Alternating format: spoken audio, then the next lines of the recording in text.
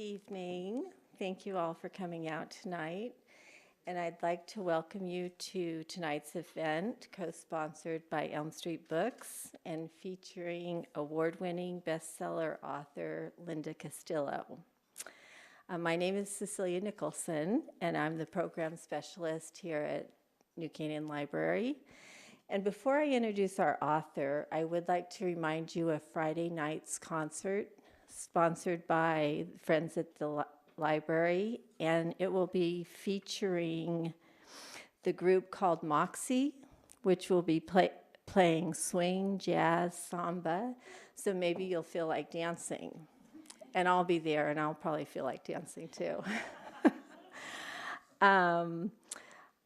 So Linda Castillo is renowned for gripping mysteries, particularly for her best-selling Amish series featuring Chief of Police Kate Burkholder, her newest thriller, Gone Missing, which we will hear about tonight, is set within the Amish community, this time involving a rite of passage gone terribly wrong.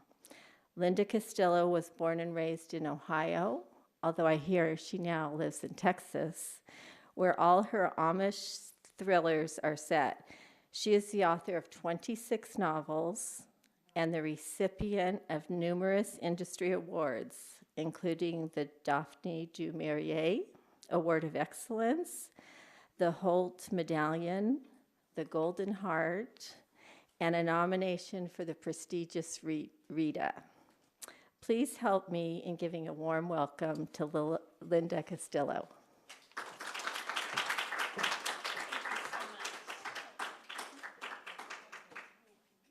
Okay, I sure will. Is it New Canaan or New Canaan? Everybody I ask tells me something different. Hello, New Canaan. First of all, I want to thank everybody for coming out in this 150-degree weather. And I want to thank the person who ordered up the heat warning because I'm from Texas. And when I left Amarillo 2 days ago, it was 101 degrees. So I feel right at home. And the people who tell you that dry heat is any different than humid heat, they're lying. Anyway, thank you, Cecilia, and I also wanted to thank all the fine people of the New Canaan Library for making this possible, and also Kathleen with Elm Street Books, who's going to provide books for us tonight.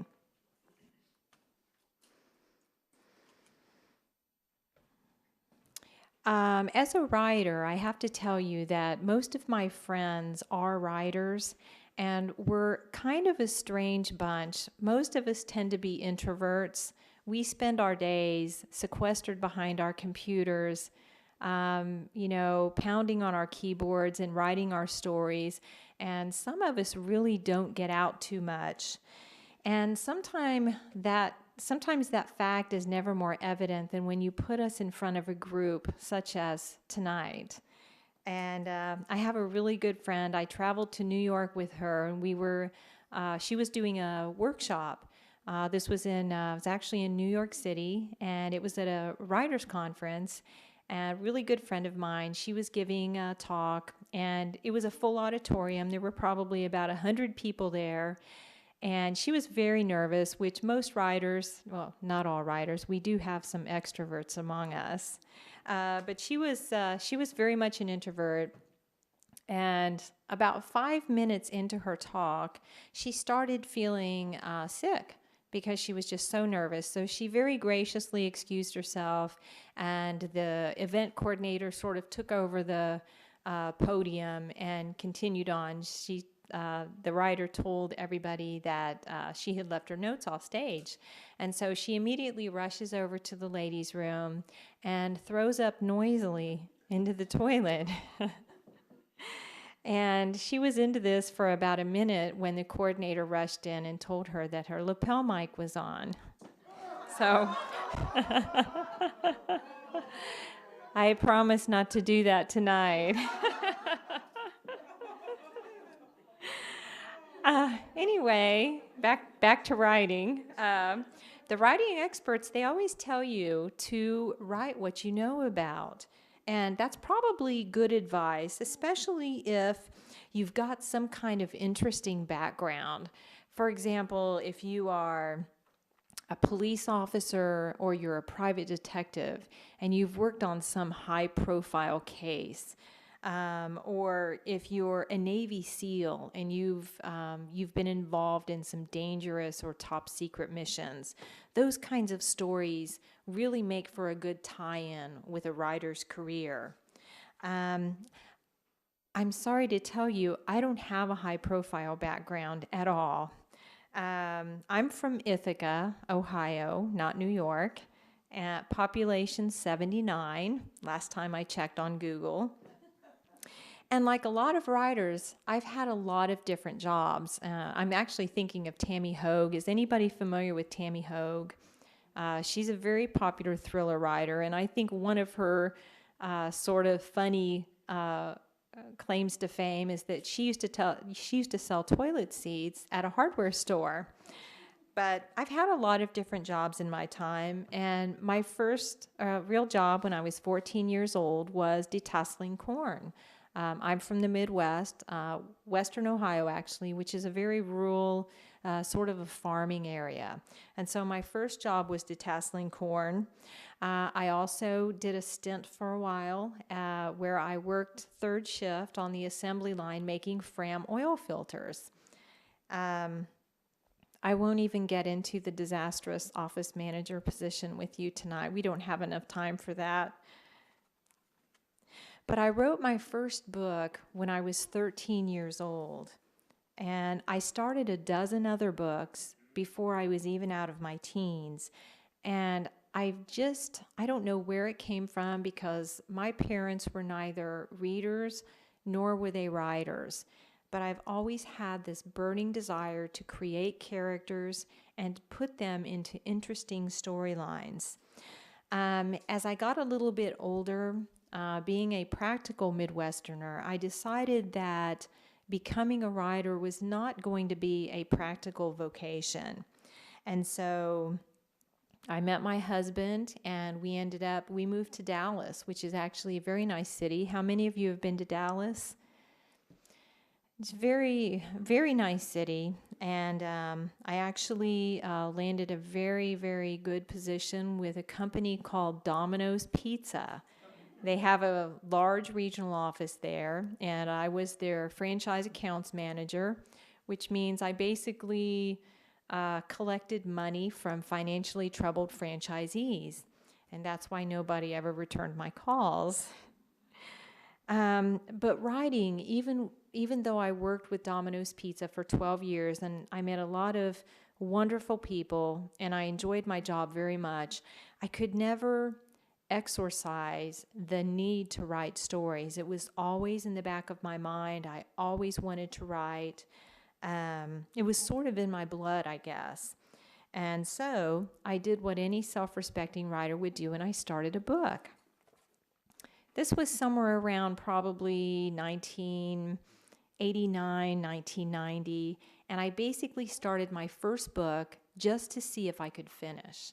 I mean, that was the way I challenged myself.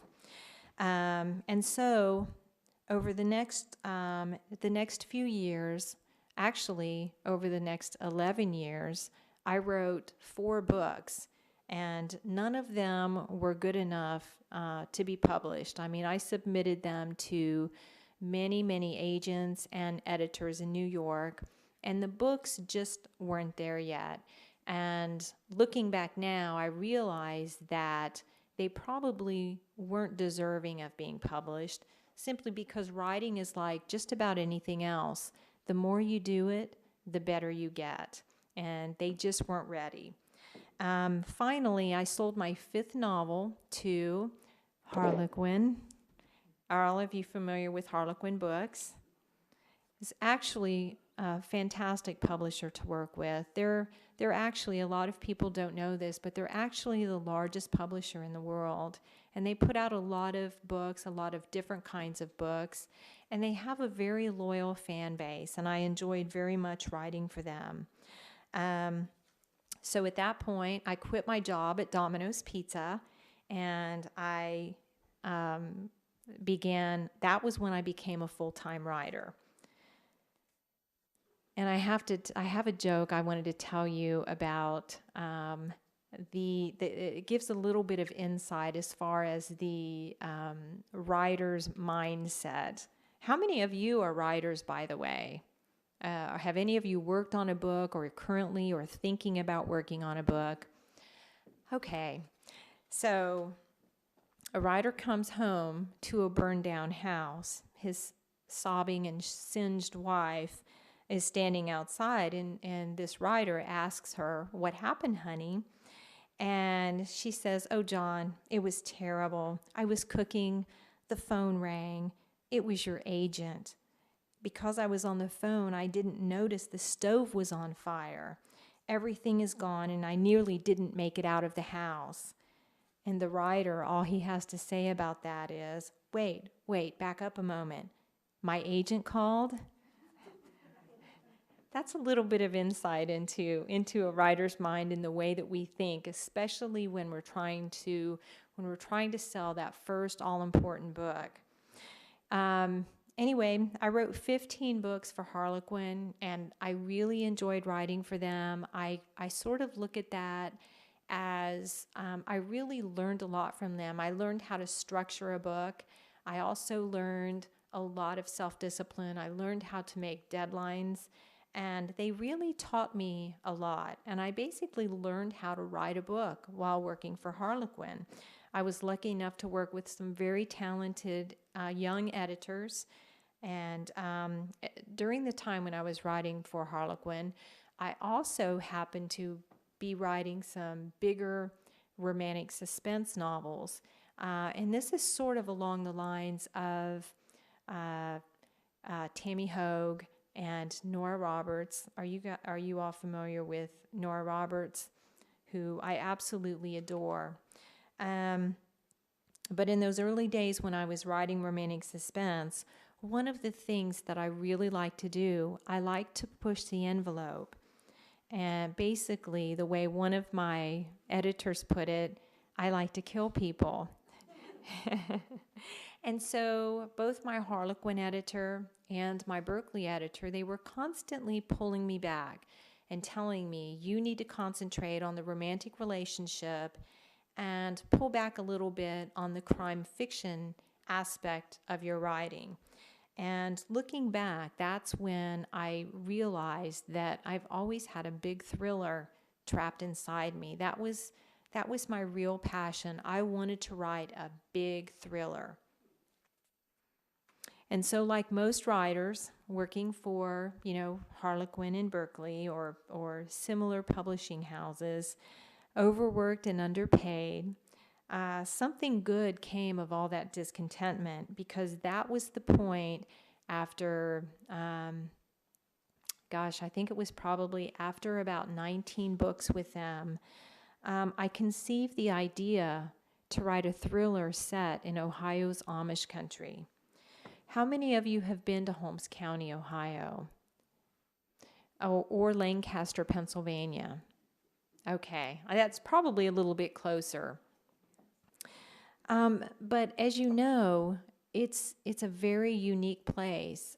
We have the largest Amish population. I actually think Ohio has surpassed Lancaster County now as far as the population of Amish.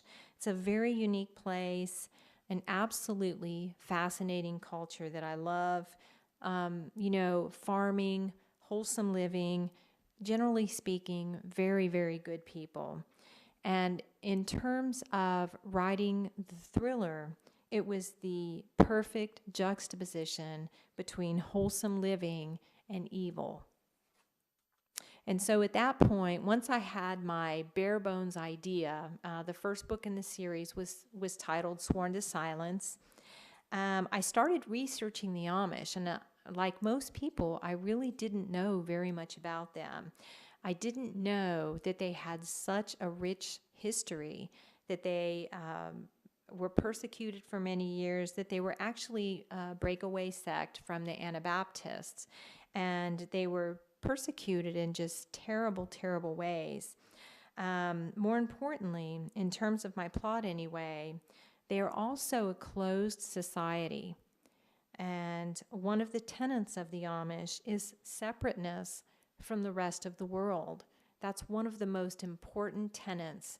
If you look at their ordnung, which is the rule, they're sort of their unwritten rules, and each church district differs from district to district.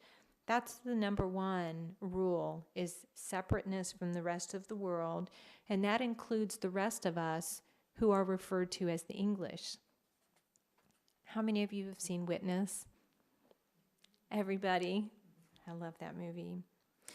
But I was lucky enough to take a trip to Holmes County, Fredericktown, Millersburg, probably back it was about 2004. And it's, when you're there, when you're at a place like that, that's just such a bucolic, wholesome place, it's really difficult to imagine any kind of, crime invading that kind of place. I've had people tell me, and I've received emails from fans, that crime just doesn't happen in places like that. And I always tell them to read Sworn to Silence, and they'll know that it does.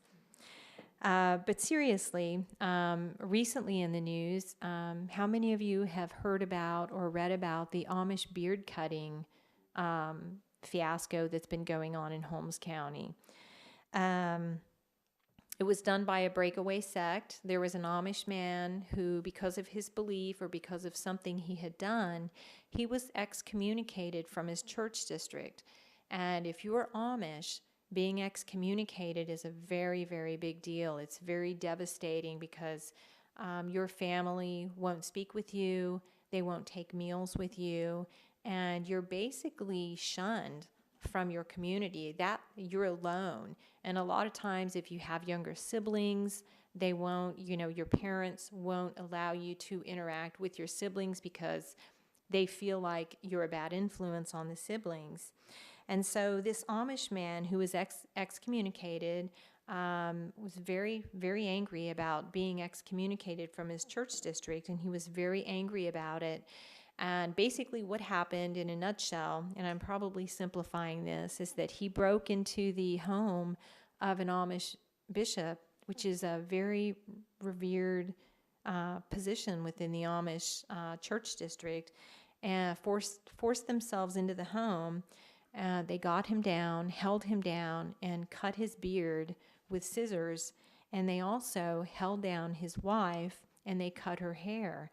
And that is so significant because the beard and the woman's hair has a great deal of religious significance to the Amish. And so the federal prosecutor, they're actually going after this Burkholz sect. They charge them with a federal hate crime, which is, of course, very, very serious. And the last time I was in Holmes County, I actually had the opportunity to speak with an Amish man who he came to one of my events, which was absolutely fascinating. Really enjoyed meeting and talking with him. He was just very, very interesting. And I read a story in their newspaper about the county prosecutor is quoted as saying that he's seen more methamphetamines in the last year as opposed to the last 20 years. And so, that sort of tells me that even though that's a very rural and bucolic place, that crime has invaded Amish country. A few years back, while I was researching the very first book in the series, Sworn to Silence, I read a story. This was actually out of Lancaster County. And it was about an Amish man by the name of Edward Gingrich. And he was the first Amish man to be charged with homicide. And back in 1993, which is when the crime happened, Gingrich, who had been having pretty severe mental problems, and one of the things that I've learned about the Amish is that while they don't really have a problem going to doctors or the hospital or the dentist when they need to, they always try the folk remedies first. That would be the first place that they turn. And so this Edward Gingrich, they had been treating him with folk remedies, and they didn't help him. Can everybody hear me okay? Can you? Okay. And what happened was this Gingrich flipped out one day, and he eviscerated his wife, stabbed her to death in the kitchen in front of their children on their Amish farm. And it was just absolutely the most horrific and shocking crime I've ever, one of the most shocking crimes I've ever read about. And after he was arrested, they, I think the defense had him examined by a psychiatrist, and they discovered that he was suffering with schizophrenia. And because of his mental illness, he was sentenced to 2 to 5 years in prison. And he was released in 1998, and he was still a troubled man, although he was on medication at the time, purportedly. And he did several more short stints in jail for various crimes, small-time crimes. And then I was just researching something else for the book that I was currently working on, and I ran across a story about him, and I found out that he had hanged himself in a neighbor's barn in January of this year, which I thought was a very, sad ending all the way around. But those kinds of crime stories are very, very terrible because they're real. But as a writer, those are also the kinds of crime stories that fascinate me, because the stories that I write, even though they tend to be, a little graphic and violent, they're not real. So it's, I like to take sort of rip from the headlines kinds of stories and then add a fiction spin to them. And they really spark, as a writer, they spark my imagination. I know that's a little twisted, but that's just the way my mind works. One of the things that really drew me, and I mentioned this earlier, to Amish, setting the books in Amish country, is that juxtaposition between, such a beautiful bucolic place and the invasion of some gritty crime. I really like, I'm a huge John Sanford fan. Does anybody read the Lucas Davenport crime fiction series, which I absolutely adore? Those books.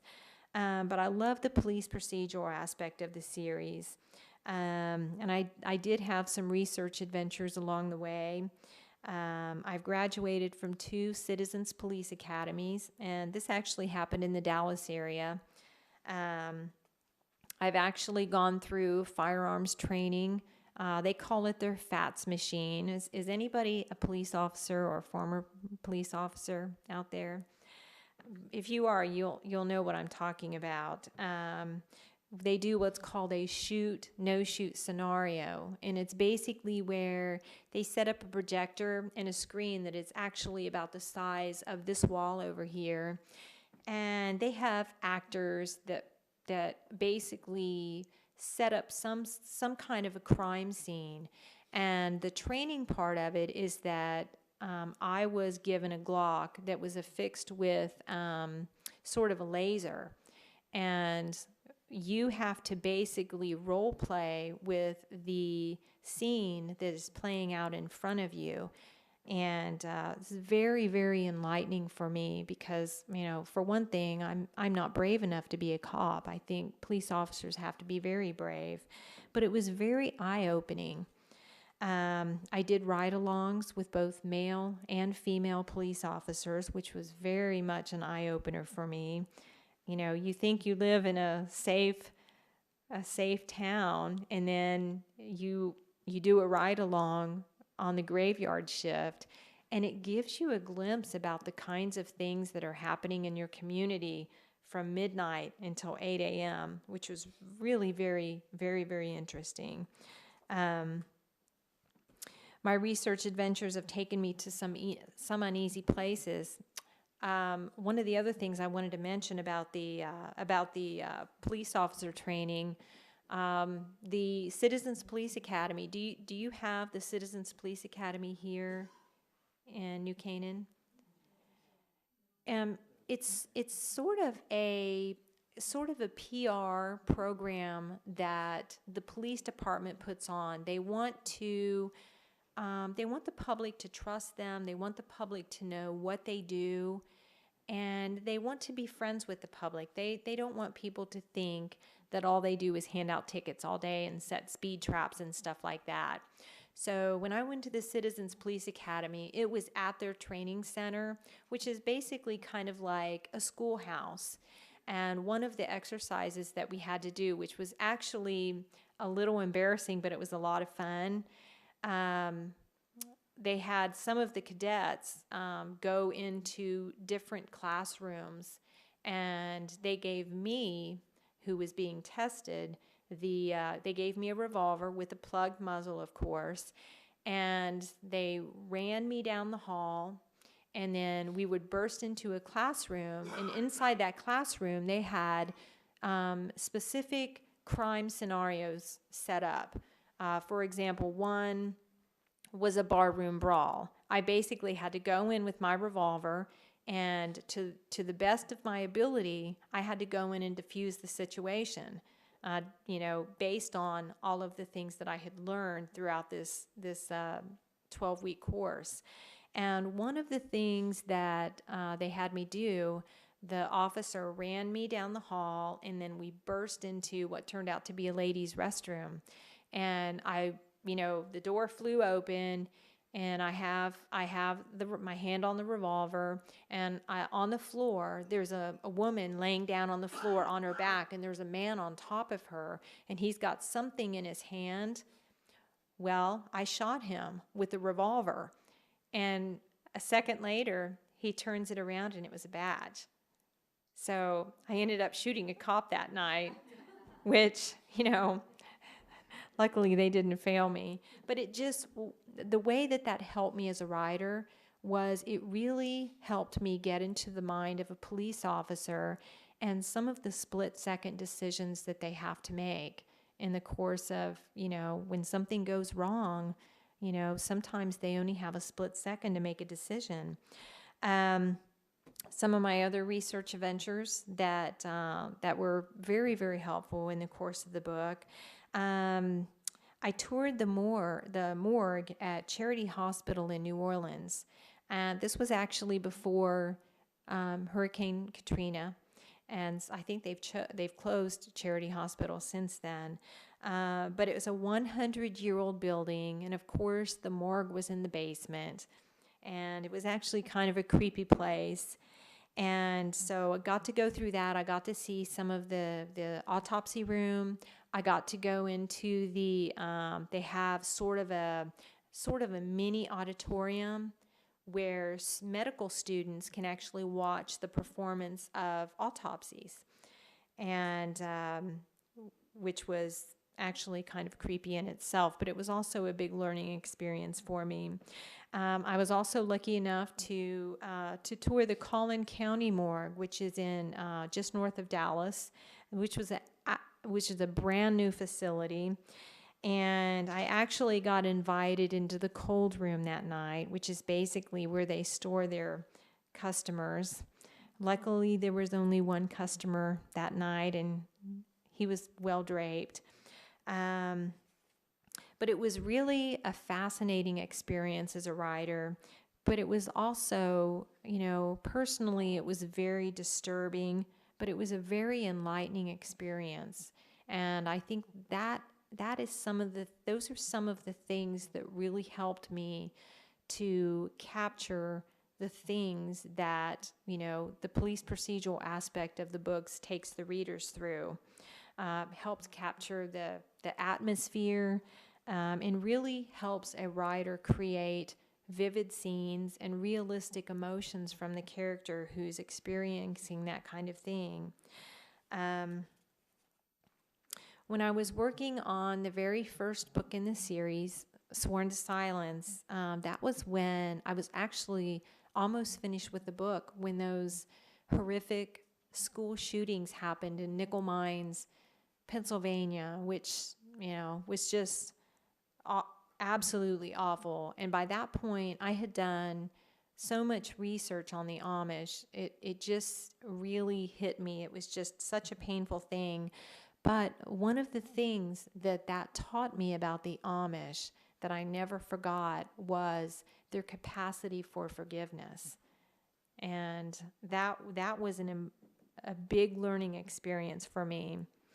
The pureness and the depth of their religious belief. And at that point, I really had even more respect for the Amish and their way of life. And I realized at that point I wanted to depict them correctly. I didn't want to fall back on the stereotypes.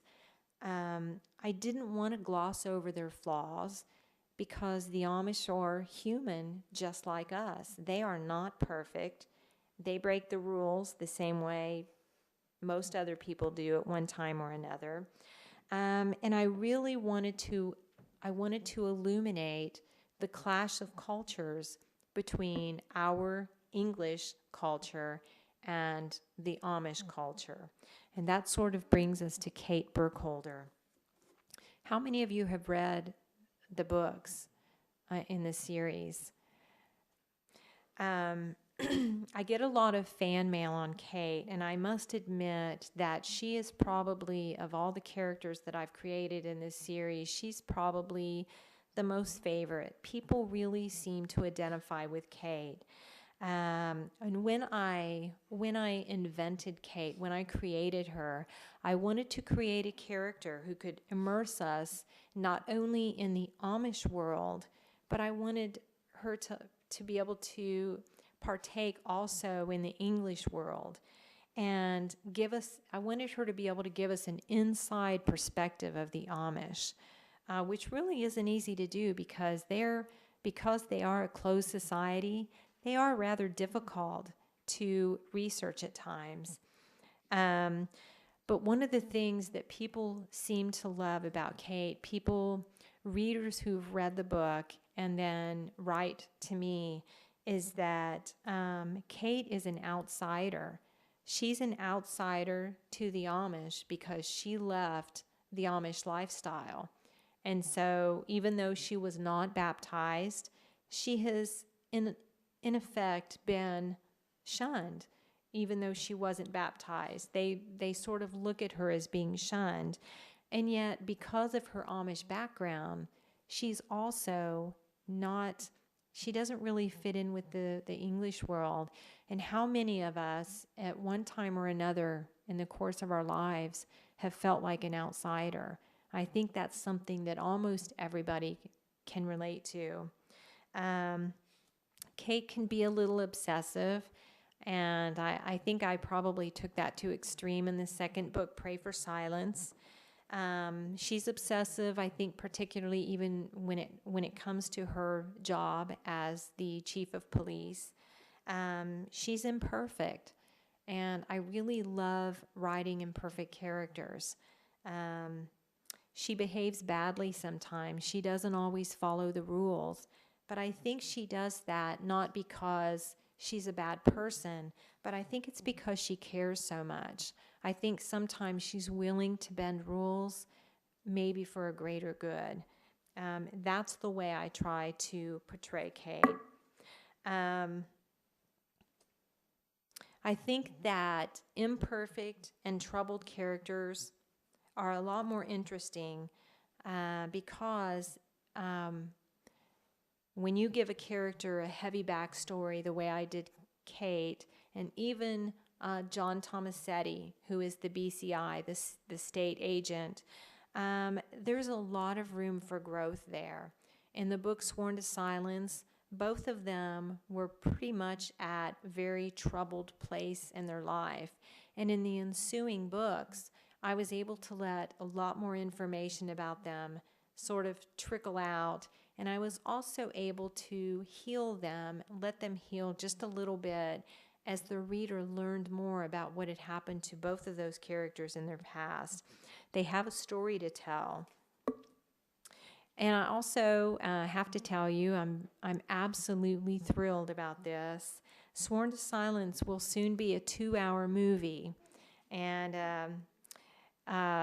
Neve Campbell, who was on Party of Five, and I think one of her other movies is Scream, is going to play Kate Burkholder. I think she's absolutely perfect. The movie has already been filmed. They filmed up in Toronto, and I think they wrapped that up probably mid-February. So it's probably going through the editing stage, and we're hoping for a release date at just about any time now. But if you're interested, I put updates all the time on my website, lindacastillo.com, and then also my Facebook page if you are interested in that. And I do have I have bookmarks tonight, which I'll take back to the signing table. Does anybody have any questions about the books or the series or anything related to the Amish? Yes, ma'am. I don't have all the facts, but there was in the news in the last few months,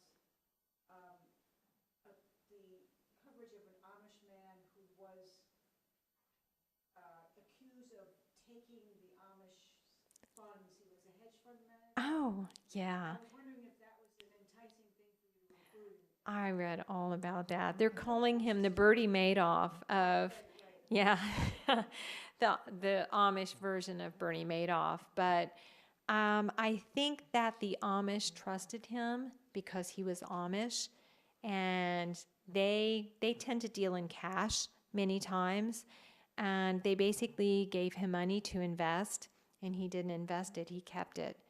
And that was a very, very interesting story. So I know exactly what you're talking about.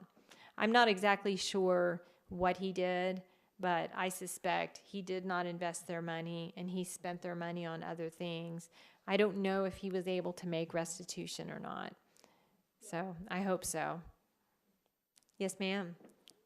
I'm kind of curious, what did you see as a difference between the Dallas kind of more atmosphere or thinking or mentality, or their way of perhaps processing the legal system versus Ohio? Did you see a distinction or? You know, there are slight distinctions, and I actually, being from Ithaca, Ohio, where I graduated from high school, I was able to contact the chief of police from my hometown. His name is Dan Light, and he was extremely helpful as far as police procedure and things that weren't done in Texas, perhaps the way that they're done in Ohio. And so I do have resources in Ohio, mainly because I'm from there and I happen to know a few people. So that was really, really helpful because there are differences that would, you don't ever want to write a book where you have incorrect police procedure or legal proceedings that are wrong. So. Well, I read a story, well, it was nonfiction, where, for example, they wouldn't prosecute a missing body if there was no body to be seen. Mm-hmm. However, they finally got a wonderful forensic psychiatrist who said that the amount of volume of blood that's here Yes. indicates that a body you cannot survive, so therefore this is the body. But I was shocked that they wouldn't do that because all around the country you hear missing people and they're prosecuted whether it's a body or not. Yeah. So I don't know how it is in Ohio, but that was one big difference. And then, for example, in Pennsylvania, we're hearing now that you can't, as a prosecutor, bring an expert witness in, like a psychiatrist, to explain X, Y, and Z behavior that a defendant might have. So that was sort of shocking, too. It gives a huge benefit to... Yes, and a disadvantage to the prosecution. cripples the prosecution, so that was shocking. Absolutely. I read that same story about the blood. I don't remember the details of that story, but they can tell if there's a certain amount of blood, they know how much blood, 9 units or 9 pints inside the human body. They know how much blood loss is fatal. And of course, if they match DNA and blood type and all of that, then they know that that person is deceased, which is very interesting. So that's a great question. Anybody else? Yes, sir. In addition to the Amish, you have the Mennonites and the Dunkers, who are also German pietistic societies that came from Germany originally. And they, of course, are smaller in number. Mm-hmm. You never seem to hear anything about crimes that take place among them. Is it because there's an overwhelming number of Amish that you're familiar with, that you chose Amish rather than some of the others? That's a really good question. And to be honest, I don't know. I do believe that the Amish population is larger than the Mennonite population. I don't know of any Mennonite crimes that have happened where the perpetrator being a Mennonite is an issue. But that's a really interesting question. And I don't have a good answer for you. But I might have to Google that when I get home. Yes, ma'am. As a closed society, I was hearing on the news that I think it's the Hasidic Jewish population where there is apparently a sort of a secretive information that didn't get out to the general public, where a lot of sexual abuse is going on, much like the clergy would cover it up. And I'm kind of wondering if that's sort of a secretive society where they take care of their own, and the Amish is more sort of the similar thinking. Is there a comparison? And we have such a high murder rate in this country. How does that all play out with Amish people versus the more secretive societies where it's more repressed from getting out in the public? Does the Amish population, is it dramatically different than the communities that surround the Amish community? You know, I really don't know that. I have read a lot of nonfiction books, and I can tell you, I read one terrible story about a young Amish girl who was continuously molested by her brother. And it happened over and over and over again. And the Amish tend to be, while the women do have a say in matters, it's a very patriarchal society to where the men have the final say. And I just remember a passage in the book that I was reading where this young girl went to her mom, her Amish mom, and told her what was happening. And her mom told her that she needed to pray harder. And, you know, she sort of didn't take it as seriously as she should have. And that young girl ended up leaving the Amish way because of that.